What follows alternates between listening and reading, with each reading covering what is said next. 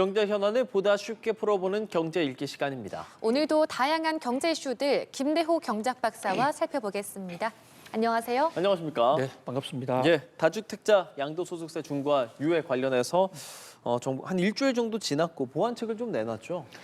예, 어제 네. 구윤철 부총리가 국무회의에 참석해서 이 다주택자 중과세, 양도세 중과세 문제를 어떻게 할 것인가에 관해서 사실상 정부의 확정안을 발표했다 이렇게 볼 수가 있겠습니다.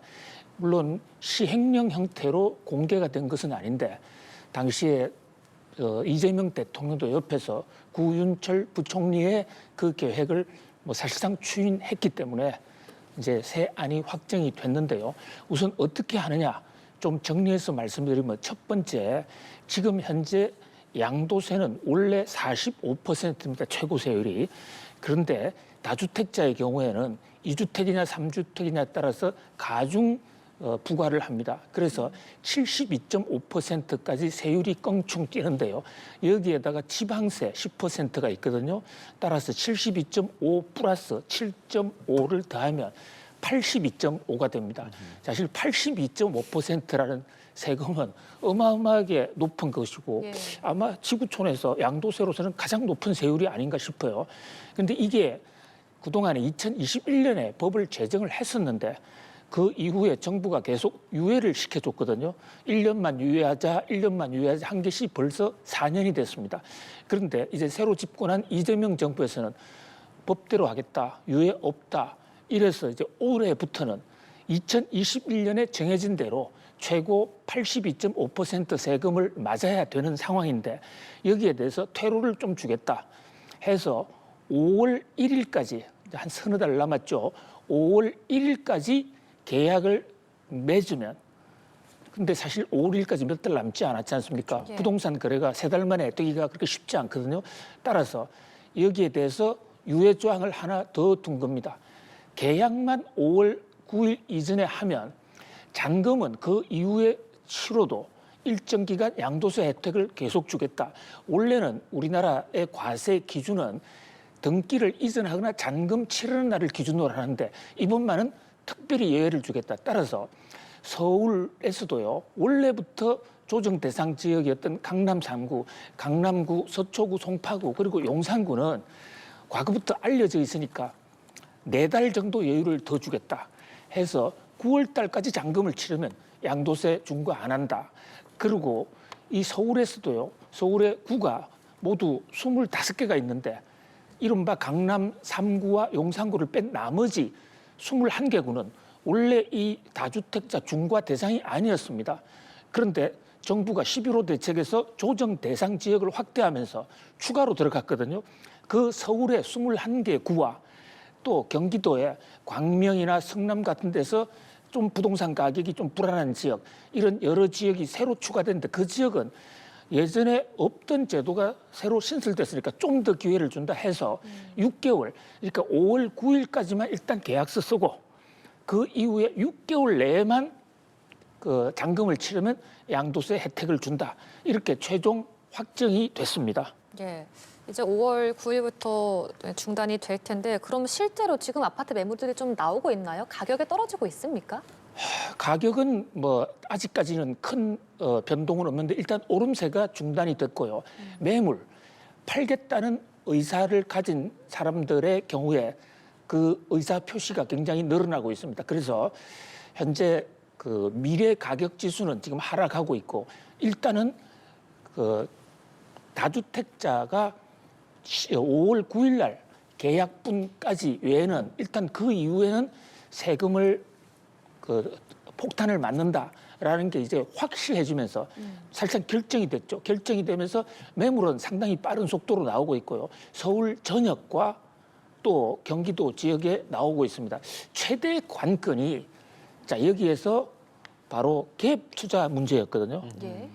그러니까 현재 토지거래 허가제 제도 상황에서는요. 전세를 끼고 살 수가 없도록 돼 있습니다. 그렇죠. 그러니까 새로 다주택자가 내놓는 집이 매물이 있더라도 그것을 사서 들어가려는 사람 입장에서는 반드시 세입자가 나가줘야 되는데 세입자는 민법상 기한의 이익이라는 게 있지 않습니까? 자기가 분명히 2년 계약 맺고 들어왔는데 중간에 나갈 이유도 없고 나갈 의무도 없는 거지 않습니까? 그러면 새로 들어오는 사람은 그 집을 살 수가 없는 것입니다. 이 대목이 굉장히 관건이 됐었는데 이 대목도 구윤철 부총리가 이 세입자 문제에 대해서도 갭 투자를 제한적으로 허용하겠다.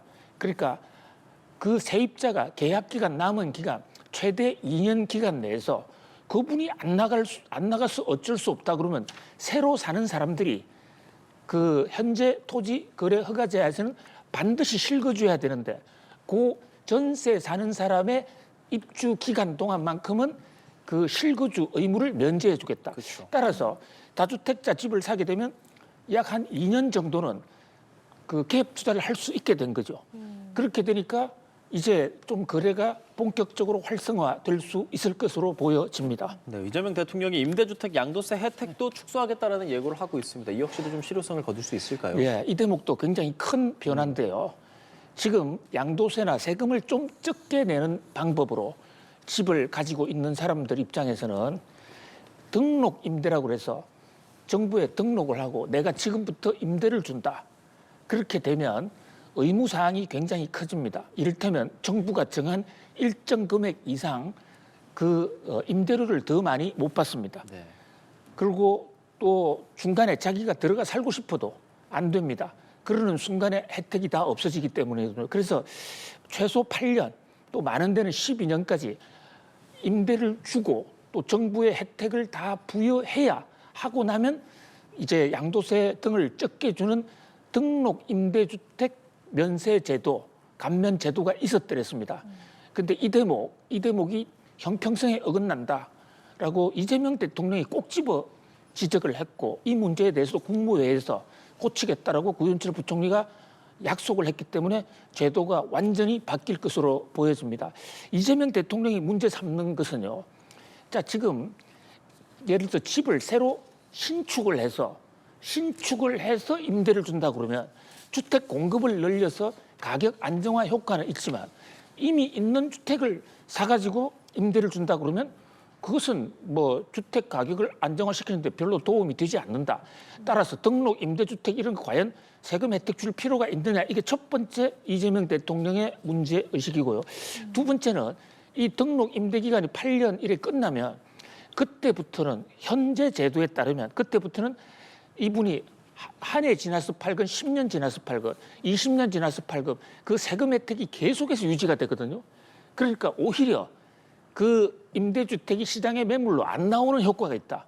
따라서 등록 임대를 했다 하더라도 이를테면 8년이다. 그러면 8년이 끝난 시점부터 그때부터 특정 기간 그 숫자는 나오지 않았습니다만 예를 들면 2년, 3년 내에 파는 경우에만 양도세 혜택을 주겠다. 이런 식으로 제도를 바꾸자라고 제안을 했고 그 대목에 대해서는 국무회의에서 사실 의견 일치가 됐기 때문에 등록 임대주택 제도도 아주 큰 폭의 변화가 있을 것으로 예상이 됩니다. 예. 그리고 또 이야기가 나오는 것이 여당에서는 부동산 경찰이라고 할 수 있는 부동산 감독원을 만들자, 이런 법을 만들자라는 이야기가 나오고 있습니다. 이런 법에 대해서는 박사님 어떻게 생각하세요? 예, 지금 그 부동산 제도를 아무리 잘 만들어놔도 그 제도를 비껴가려는 그런 좀 악의적인 시장 조작 사례들이 많이 나옵니다. 뭐 대표적으로 우리 기획예산처 장관 후보로 예. 올라갔던 그분, 뭐 이름은 말씀드리지 않겠습니다만은 그분의 경우에도 지금 각종 의혹과 비리 탈법이 지금 경찰 수사로까지 넘어가 있는 상황 아닙니까? 그래서 아예 이런 문제를 근원적으로 좀 더 강력하게 차단하기 위해서 감독기관을 하나 만들겠다 해서 정부가 여당이 부동산 감독원 안을 지금 발의해 놓고 있습니다. 여기서 지금도 부동산원도 있고 국토부도 있고 여러 가지 부처가 있는데 두 가지 점에서 큰 차이가 있습니다. 첫 번째가 현재는 고발이 있어야만 정부가 나서 조사를 할 수가 있습니다. 주위에서 신고를 해줘야. 그런데 부동산 감독원이 들어서게 되면요. 공권력으로 의심이 있다고 정부가 인지하면 바로 조사할 수 있다. 그러니까 보다 적극적으로 대응할 수 있다. 이게 첫 번째 달라지는 점이고요. 또 하나 크게 달라지는 점은 부동산 감독원의 권한을 엄청나게 늘리는 겁니다. 그 대표적인 예가 금융계좌 추적권 이런 것을 부동산 감독원에 주겠다는 것이거든요. 지금은 검찰이든 경찰이든 또는 국토부가 그 부동산 비리의 혐의가 있더라도 조사를 하려면 법원에 압수수색 영장이 있어야만 금융계좌를 뒤질 수가 있어요. 그런데 부동산 감독원에 대해서만은 특혜를 주겠다. 그러니까 권한을 대폭 늘리겠다.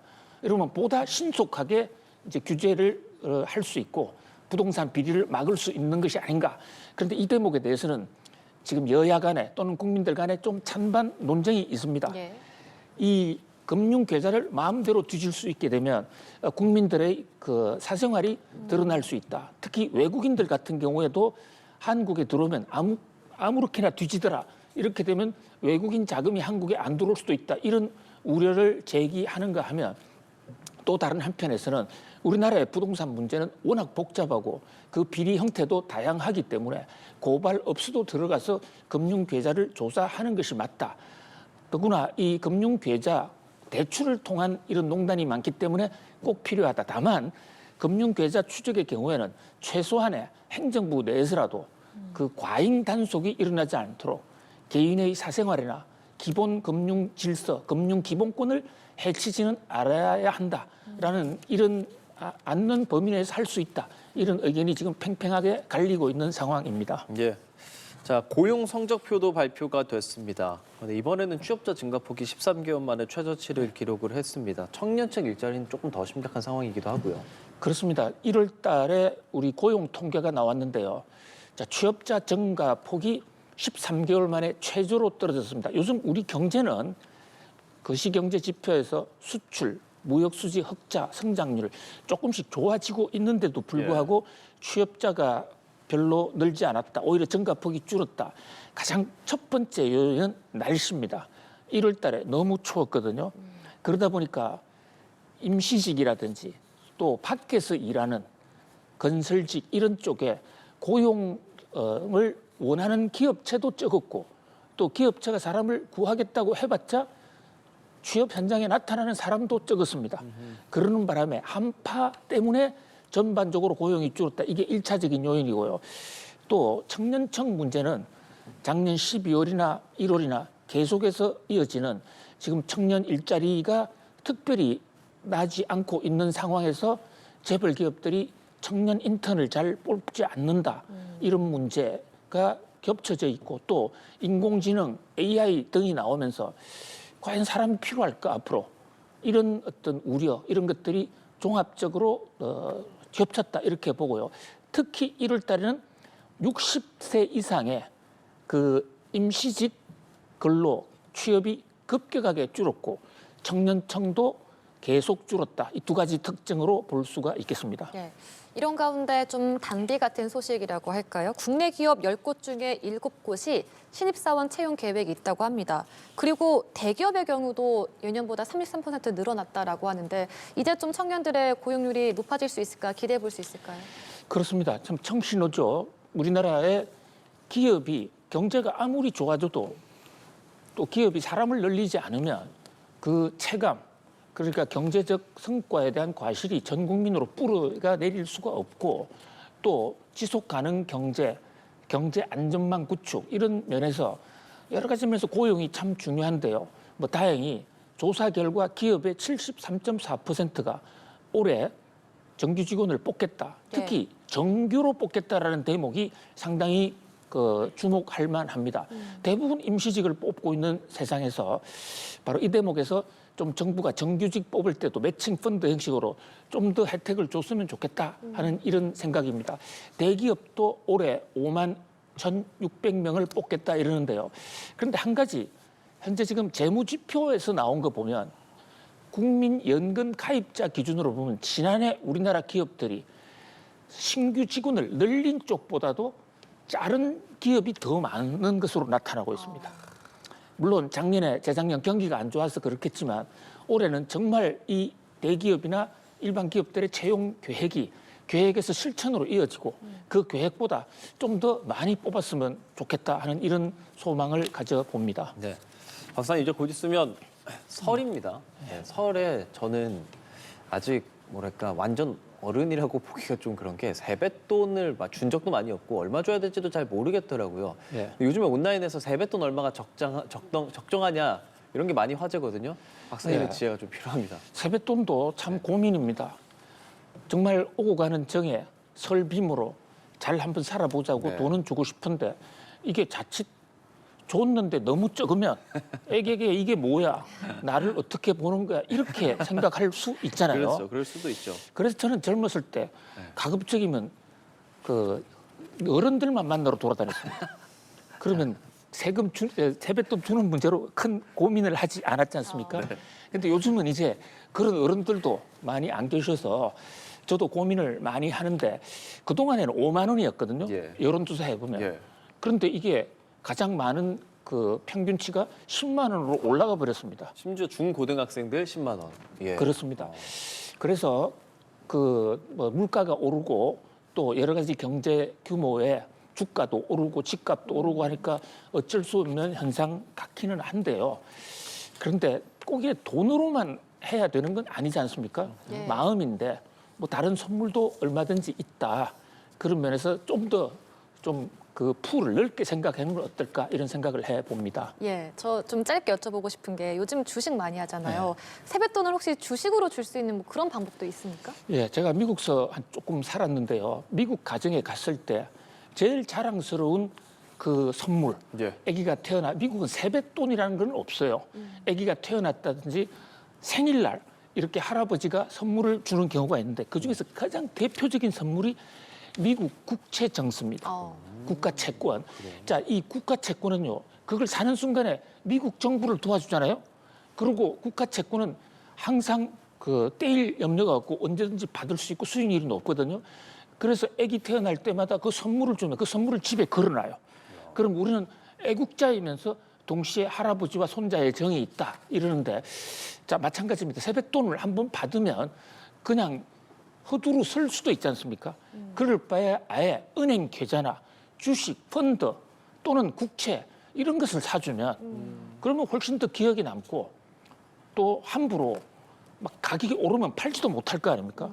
그래서 유망주 선택해가지고 그것을 이를테면 뭐 30년 후에 찾을 수 있는 그런 상품을 집어넣는다든지 이렇게 해주는 것도 좋은 방법이 아니겠나. 그렇게 하기 위해서는요, 중요한 게 그날 당장에 계좌로 이어줄 해줄 수가 없습니다. 예. 그러니까 부모가 14세 미만의 아동의 경우에는 대리로 가든지 아니면 본인을 데리고 가서 대리인으로서 그 계좌를 먼저 터놔야 되거든요. 예. 그러니까 오늘 내일쯤 방문해서 계좌를 터놓으면 이번 그 세뱃돈을 정말 폼나는 30년짜리 거액의 뭐 엔비디아 계좌라든지 뭐 이를테면 ETF 같은 거로 줄 수 있지 않을까 이런 생각을 해봅니다. 또 아이들은 근데 그냥 10만 원 받아서 마라탕 먹고 싶을 수도 있을 것 같다는 생각도 들고요. 네, 경제 있게 함께했습니다. 김대호 박사였습니다. 고맙습니다. 감사합니다. 네.